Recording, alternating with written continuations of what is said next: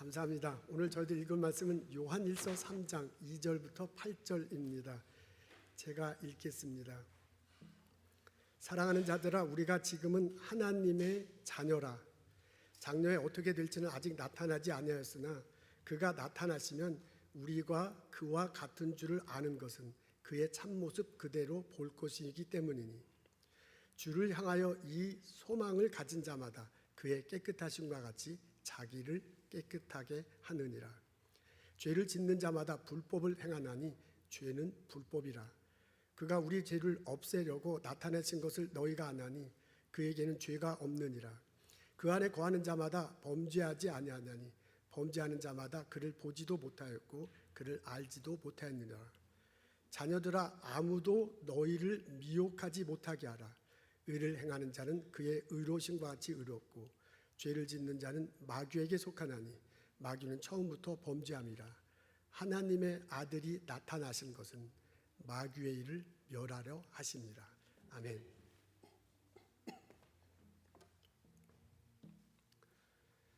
프랑스 파리 근교에 루아르 강이 흐릅니다. 그 강 주변에 성체가 많이 있습니다. 성체는 조그만 성을 말하는 겁니다. 대저택, 아주 큰 대저택 한 개 혹은 두 개가 성벽으로 둘러싸여 있는 모양새입니다. 성 안에 들어가면, 성 주변이 아주 아름다워요. 성 안에 들어가면 수천 년 동안 갖고 온 정원이 보이네요. 그 정원을 지나서 대저택 안으로 들어가면 넓은 홀이 보입니다.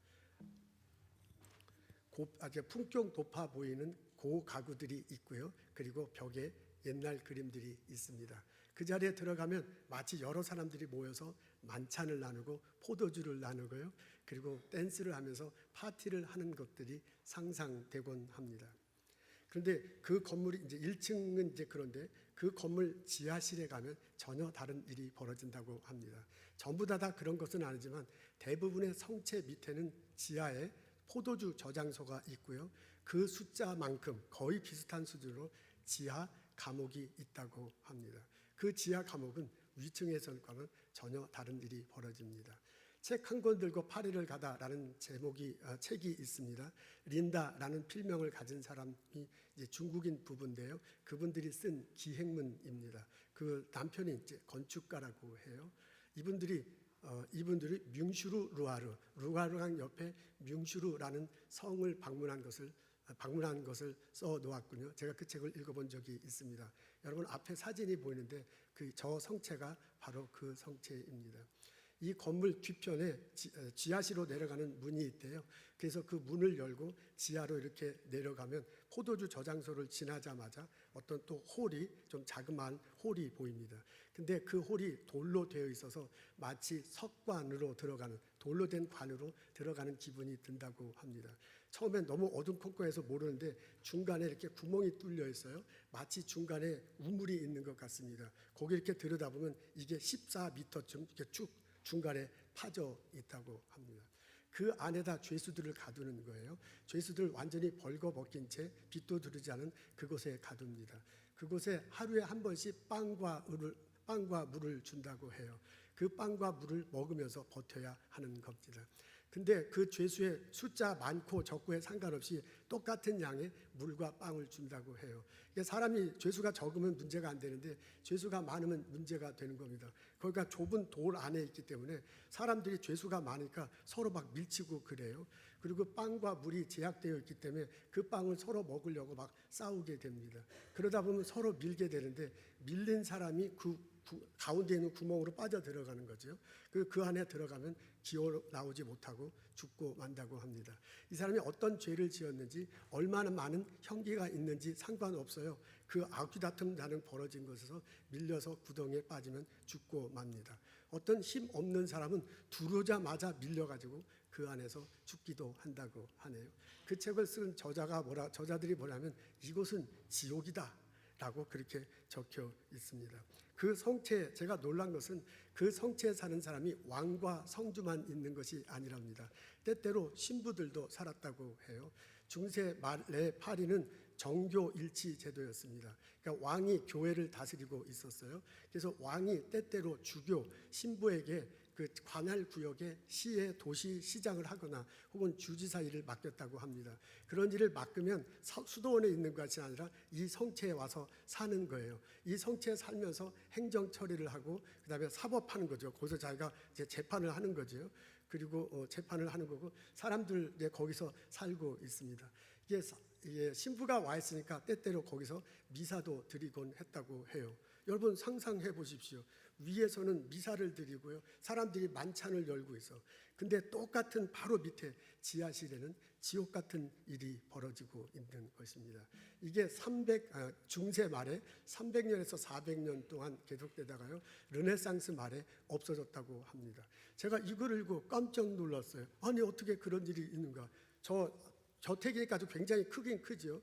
그래도 그 1층에서는 미사 드리고 행정일하고 만찬하고 댄스 파티를 하는데 바로 밑에서는 지하 감옥이 있어서 이렇게 지옥과 같은 일이 벌어지다니, 그것도 신부가 그 집에 살고 있으면서 이런 일이 벌어지다니 어떻게 이런 일이 벌어질 수 있는가.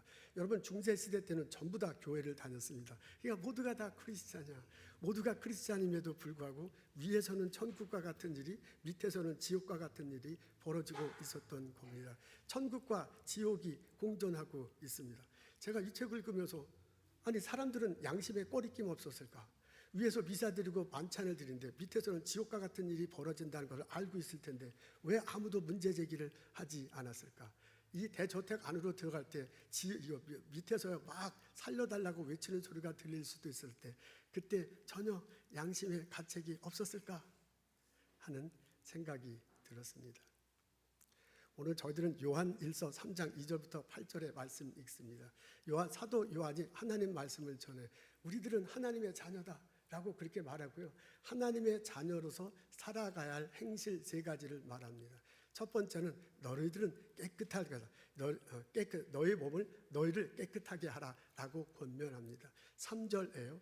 우리가 예수를 그리스도로 믿을 때 예수님 앞에서 우리의 죄를 용서받습니다. 우리가 의롭다 여김을 받습니다. 그 의롭다 여김 받은 상태, 그 깨끗한 상태를 계속 유지하래요. 언젠간 예수 그리스도가 다시 재림하십니다. 그 앞에서 우리가 심판받는 날이 있습니다. 그리고 새하늘과 새 땅에 가는 날이 올 거예요. 그날이 미래에서 다가오는데 그날을 바라보면서 그날을 소망하면서 너의 깨끗함을 계속 유지하라 라고 권면합니다. 두 번째는 아무도 너를 미혹에 빠뜨리지 말게 하라 라고 권면합니다. 7절에 나와 있어요. 우리 앞에 있습니다. 다 같이 읽겠습니다. 시작. 자녀들아 아무도 너희를 미혹하지 못하게 하라. 미혹하다 영어로 보니까 deceive로 나왔습니다. 속이는 거야.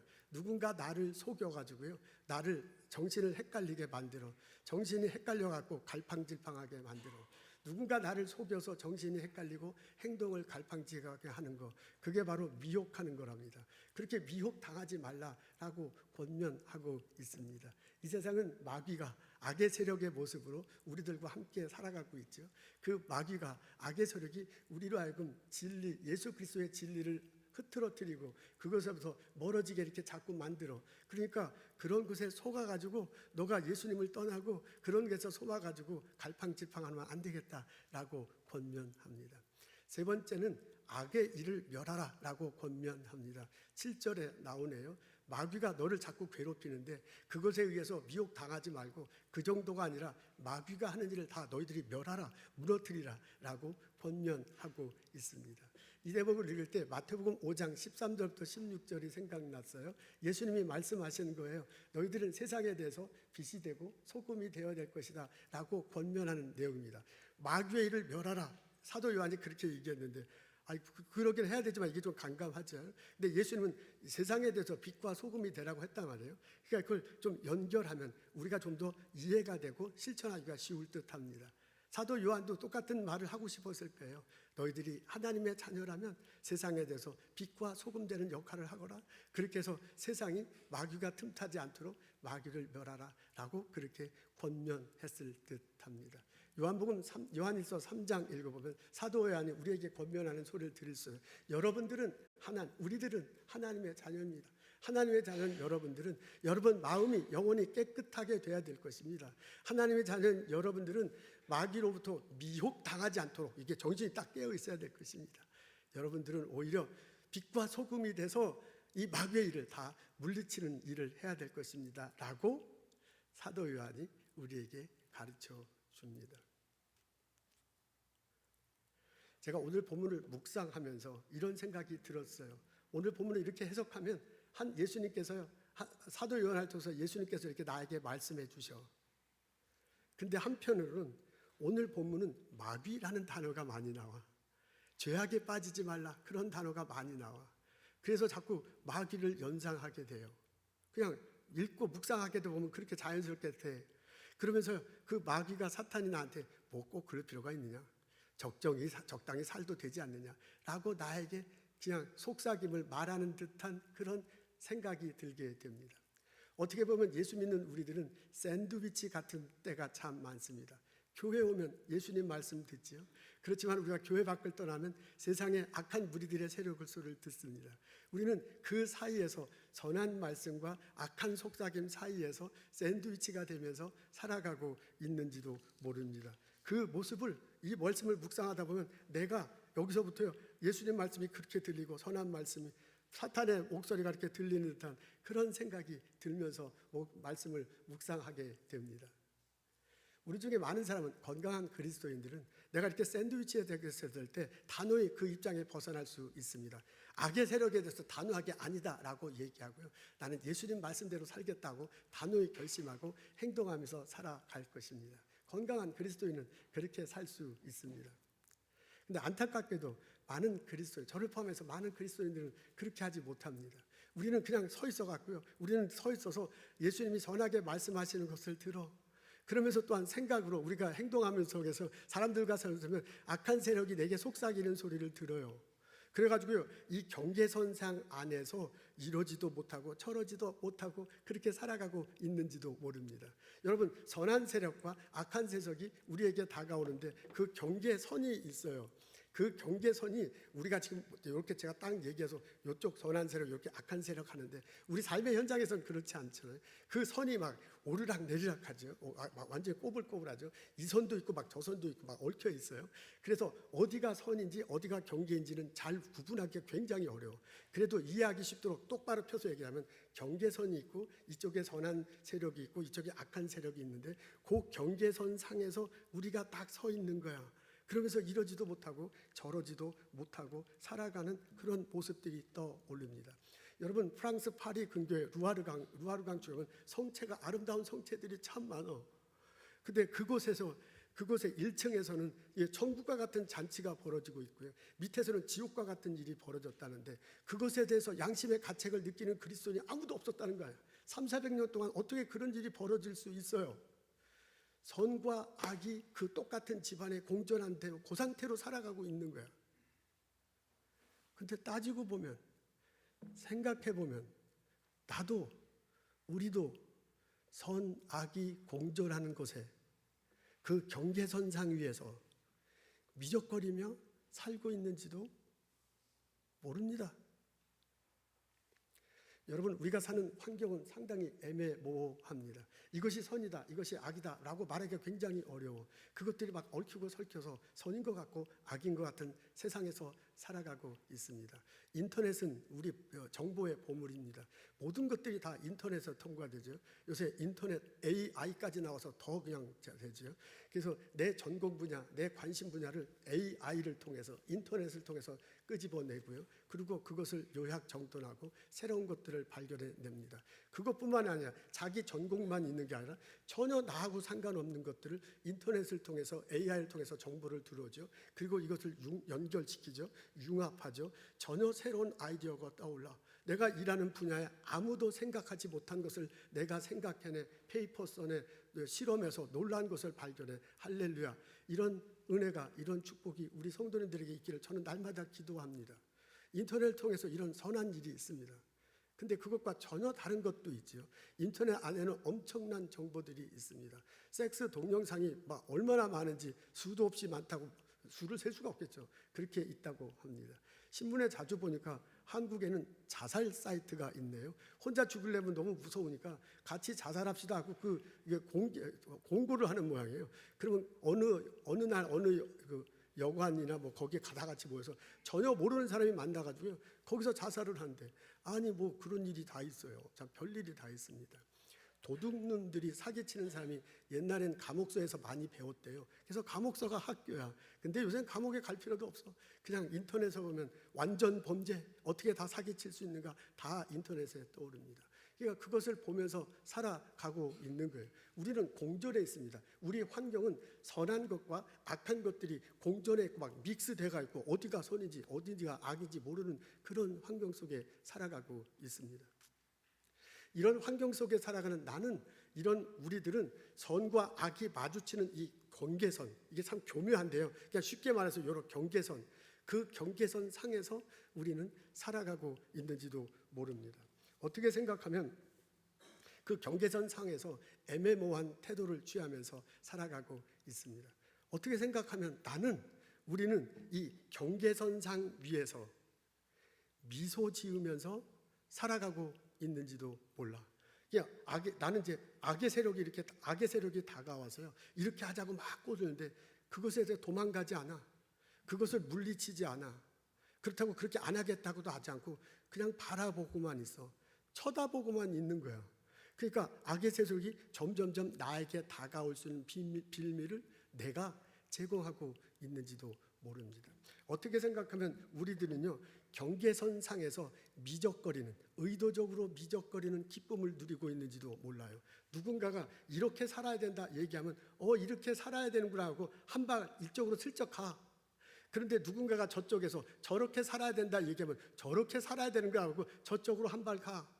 그래서 거기서 미적거리면서 저쪽으로 확 가는 것도 아니고 이쪽으로 확 가는 것도 아니고 미적거리며 살아가고 있는지도 모릅니다.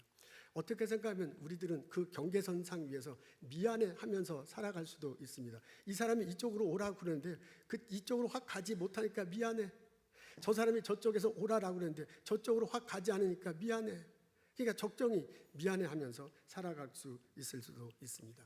어떻게 생각하면 우리는요, 그 경계선상 위에서 미로에 갇힌 듯 살아가고 있는지도 모릅니다. 내가요 이렇게 살아야지 하면서 열심히 살았는데 나중에 보니까 그냥 그대로야. 내가 저렇게 살아야지 열심히 살았는데 나중에 보니까 그냥 그대로야. 나는 이쪽도 저쪽도 한 발도 움직이지 못하고 미적거리며 인생을 살아가고 있는지도 모릅니다. 우리가 사는 세상은 선악이 혼합된 애매모호한 세상이야. 우리는요, 우리 마음속 자체도 이 선악이 그냥 같이 이렇게 뭉겨져 있어요. 우리 마음속에서도요, 착한 마음 있잖아요. 용기, 사랑, 용서 막 이런 것도 있지만 우리 마음속에 좌절, 욕심, 사기 막 이런 것도 있잖아요. 우리 마음속에도 선악이 막 공존해. 그러니까 외부에서 그렇게 하니까 우리도 마구 헷갈리면서 우리도 그렇게 애매모호하게 살아갈 수 있습니다.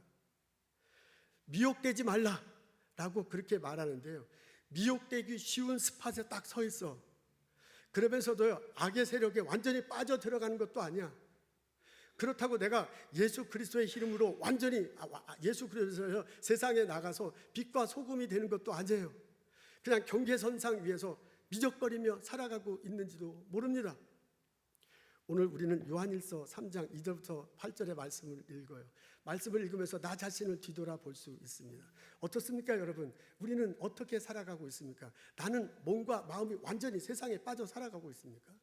아니면 내 몸과 마음이 완전히 그리스도 안에서 살아가고 있습니까?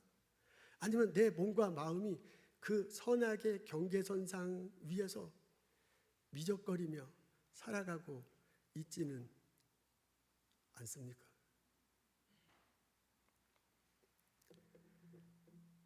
하나님이 우리들에게 말씀하십니다. 미혹되지 말라. 내 자신을 깨끗하게 되라. 이 세상에 대해서 빛과 소금이 되거라. 하나님은 우리들이 깨어있기를 원합니다. 하나님은 우리들이 하나님 편에 분명히 서기를 원합니다. 하나님은 내가 예수 믿는 내가 세상에 대한 책임감 있는 자다 라는 것을 깨닫고 살아가기를 원합니다. 우리는 언제까지나 중간에 서서 미적미적 할 수는 없습니다. 나는 중간에 서 있는 것 같지만 시간이 지나면 결국 악한 쪽으로 흘러갈 수밖에 없어요. 이 세상의 악한 세력들이 계속 우리들을 붙잡으려고 노력하기 때문에 그렇습니다. 그리고 우리 마음에도요, 아담과 하와이로 우리 마음도 선한 쪽보다는 악한 쪽으로 가도록 그렇게 프로그램이 돼 있어. 그냥 우리가 원치 않는데 그렇기 때문에 내가 중간에 서 있는 것 같지만은, 경계선상에 있는 것 같지만은, 시간이 지나면 나도 모르게 악의 세력에 빠져가기가 참 쉽습니다. 내가 불법을 저지른다. 사도 요한의 표현을 자면 나도 모르게 불법을 저질러, 나도 모르게 죄를 저질러, 나도 모르게 죄인이 돼가고 있습니다. 하나님의 자녀답게 살지 못해요. 하나님의 자녀로서 예수님 오신 것을 소망 가운데서 보면서 살아가려고 하는데 그렇게 살지 못해요. 그게 나야. 그게 우리들이에요. 예수 그리스도 십자가 달시고 부활하신 예수님, 나는 그분을 믿는다. 나는 그분의 자녀다. 지금 이 시간 눈을 돌리십시오. 예수 그리스도를 향해 방향을 트십시오. 예수님이 손을 활짝 열며 나를 맞아주실 것입니다. 지금 이 순간 예수님 앞에 가서 내 죄를 토하고 나의 용서를 구하십시오. 예수님이 나의 죄를 용서해 주시고 나를 깨끗게 하실 것입니다. 지금 이 시간 예수님 앞에서 결단하십시오. 하나님 자녀로서 나는 빛과 소금이 되어 살아가겠습니다. 성령님께서 우리를 도와주십니다. 우리가 예수를 그리스도로 복역할 때 예수님이 성령의 모습으로 내 안에 들어와서 나와 함께 하신대요. 그분이 나를 도와주실 것입니다. 그분이 나를 지켜주십니다. 악의 세력들이 막 이렇게 우리를 두르려고 할 때 그분이 우리와 함께 그것을 막아주실 것입니다. 그 성령님이 나를 인도하십니다. 이스라엘 백성들이 광야를 지날 때 구름 기둥과 불 기둥으로 지켜주셨대요. 하나님이. 그렇듯이 하나님이 우리가 이 어려운 이 마귀가 들끓는 세상을 살아갈 때 하나님이 불 기둥으로, 구름 기둥의 모습으로 오셔서 우리를 지켜주실 것입니다. 그 하나님이 우리들 삶을 통해, 내 성품을 통해서, 내 삶을 통해서, 내 일하는 일터 속에서 많은 열매를 맺게 하실 것입니다. 나는 포도나무에 너희는 가지니 너가 내 안에 내가 너 안에 있으면 많은 열매를 맺는다고 했습니다. 내가 예수님 믿습니다. 예수님 자녀로 살아갈 때 하나님이 내 삶 속에, 내 성품을 통해서, 내 일터 속에 많은 열매를 맺게 하실 것입니다. 그렇게 성령님이 도와주실 것입니다. 성령님의 손을 잡고 그분을 붙잡고 그 경계선상에서 더 이상 미적거리지 않고 나오는 나와 여러분 되시기를 소원합니다. 내가 예수님의 보혈의 피로 내 죄가 깨끗해졌다. 내가 깨끗해졌다. 예수님이 주시는 은혜로 내가 풍성하게 살 수 있다. 그 풍성함을 가지고 이웃들과 나누고, 회사원들과 나누고, 학교에서 나누고, 이 땅에 공헌하며 살아갈 수 있다. 내가 하나님의 자녀로, 내가 천국을 소망하는 사람으로 살아갈 수 있다. 고백하며 살아가는 나와 여러분 됐으면 참 좋겠습니다. 내가 하나님 자녀로 그렇게 살아갈 때 나를 통해서 하나님 나라가 이 땅에 속히 다가올 것, 만들어져가 세워져 갈 것이고, 또한 새하늘과 새 땅의 모습으로 우리들에게 다가올 것입니다. 이 은혜가, 이 축복이 우리들 모두에게 있기를 주님의 이름으로 축원합니다. 리차드 스턴슨이라는 분이 계십니다. 코넬 대학교고 코넬 대학교하고 6펜 와튼 스쿨을 졸업했군요. 레녹스라는 회사에 입사합니다. 레녹스는 식기를 만드는 회사입니다. 아주 고급 식기네요. 여러분 잘 아시겠지만 미국인들 부유층들이 사는 식기입니다. 그 식기를 만드는 회사에 입사했어요. 평사원으로 입사해서 승승장구합니다. 나중에는 그 최고 경영자가 됩니다. 이분이 필라델피아 살았대요. 필라델피아 외곽에 60평짜리 집에 60평, 대지가 60평이고 베드룸이 10개라니까 이제 엄청나게 큰 저택이네요. 그 저택에 살고 있습니다. 아내와 5명의 자녀가 있는데 그 5명 자녀가 모두 사립학교를 다닙니다. 제규어를 몰고서 출퇴근하고요. 파리, 런던, 파리, 피렌체를 간혹 출장을 하는데 출장 갈 때마다 1등석 비행기를 타고 출장하며 간답니다. 아주 행복하게 잘 살고 있습니다. 그런데 어느 날 세계 구호 선교 단체인 월드 비전에서 연락이 왔어요. 자기 월드 비전에 와서 그 회장이 되어 이끌어 달라는 연락이 왔습니다. 그 소식을 듣고 깜짝 놀랍니다. 아니 월드 비전이라니. 월드 비전은 세상 그 아프리카 막 이런 빈민국에 가야 되는데 나는 그런 데에 대해서 사실 관심이 전혀 없었습니다. 이분은 그 뉴스를 보면 신문을 읽거나 뉴스를 보면 미국 뉴스를 주로 보고 얼른 보고 난 다음에 스포츠, 이야 스포츠 뭐 필라델피아 뭐 있겠죠. 농구팀도 있고 야구팀도 있고 뭐 그러면서 살아왔는데 미국 내 소식만 알고 있고 아프리카 소식은 전혀 모르는데 아프리카 등등에 가서 일해야 된다는 것, 이건 참 그런 일이 있을 수 있을까 하는 그런 생각이 듭니다. 주일날 되면 옷 다 입고요. 그리고 정장하고 아내와 아들과 함께 제교를 타고 예배에 참석해요. 그리고 어느 날 선교사님이 와서 선교 보고를 하면 그 이제 선교 저렇게 열심히 하시구나 하고 기도하고 선교 헌금을 하면서 본인은 행복하게 살았습니다. 그런데 나보고 월드비전의 회장이 되라니. 그러면 월급의 30%가 깎인대요. 지금 받는 월급의 70% 정도만 받게 됩니다. 시애틀로 이사를 가야 하기 때문에 주택도 팔고 자동차 제규어가 좋은 차예요. 하여간 제규어도 다 그만둬야 돼. 그 다음에 더 이상 1등석을 타고 출장은 할 수 없게 됐습니다. 이거 영 마음에 내키지도 않는 거야. 나는 지금 행복하게 사는데. 근데도 자기가 예수 믿는 사람이고 교회 다니고 이런 오퍼가 오는데 그냥 나갈 수는 없잖아요. 그래서 같이 신앙생활을 하는 사람에게 부탁을 합니다. 그리고 난생 처음 태어나서 아프리카를 가요. 월드비전이 아프리카에서 어떤 구호 활동하는지 한번 참전을 합니다. 그리고 인터뷰도 했습니다. 그리고 가족들과 함께 논의도 했는데 아무도 가자는 사람이 없어. 필라델피아가 좋다. 뭐하러 시애틀까지 가느냐. 영 마음이 내키지 않는 상황에서 뭐 간다고도 안 하고 안 간다고도 안 하고 미적거리면서 있었습니다. 그러나 어느 날 출석하는 교회에 선교 대회가 열렸어요. 그래서 이제 이분이 교회를 열심히 다녔는가 봐요. 선교 대회에 참석했습니다. 선교 담당 프로그램을 하시는 분이 우리 교회가 내년도에 이런 프로그램을 할 것입니다라고 말을 하는데 들어보니까 아주 많은 기도가 아주 많은 재정이 필요해. 그래서 그런 일이 있구나. 그러면 나는 저 선교 프로그램에서 헌금하고 기도할 수 있겠구나라고 생각을 하면서 자리에 앉았습니다.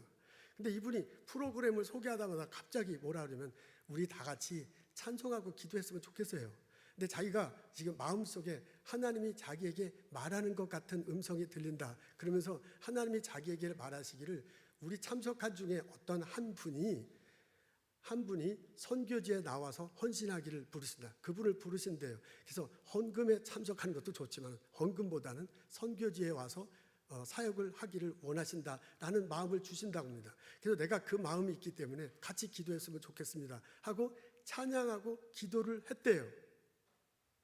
그 순간 이 리차드 마음속에 더 이상 숨을 데가 없구나.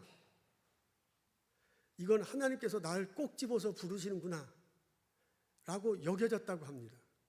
그래서 고민하지 말고 내가 이 일을 받아들이겠다. 가족들에게 말하고 실제로 월드비전 회장이 됩니다. 모든 거 다 팽개치고 그 사람한테는. 그리고 시애틀로 이사 가요. 1998년도에 회장이 돼서 20년 동안 하다가 지금은 리타이어하고 명예 회장으로 일하고 있다고 합니다. 우리는 전혀 다른 삶의 자리에서 삽니다. 우리는 일하는 비슷한 직업을 갖기도 있지만 환경이 다르고요.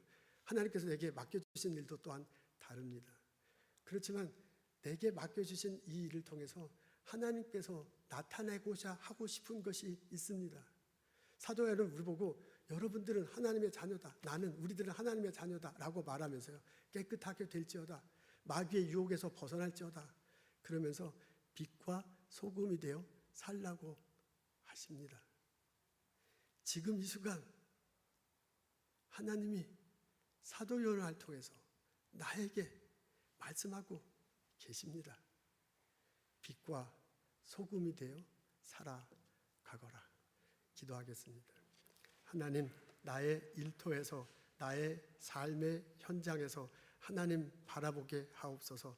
하나님 목소리에 귀 기울이게 하옵소서. 나에게 요청하시는 것, 하나님이 이곳을 통해서, 이 사람을 통해서, 이 프로젝트를 통해서 나에게 하나님 일을 맡기시는구나 깨닫게 하시옵소서. 피하지 않게 하옵소서. 하나님 이름으로 그 일을 잘 수행케 하옵소서. 하나님, 우리 성도님들 일하는 곳 있습니다. 연구하는 곳 있습니다. 비즈니스 하는 곳 있습니다. 가정에서 사역하시는 분들 있습니다. 그 곳곳 삶의 현장에서 주의 음성을 듣고 주의 부탁하신 대로 빛과 소금 되어 살게 하옵소서. 많은 결실들이, 많은 열매들이 맺히게 하옵소서. 그 결과를 통해서 이 땅에 공헌하며 하나님께 영광 돌리며 살아가는데 사용하여 주옵소서. 예수님 감사합니다. 예수님 이름으로 기도합니다. 아멘.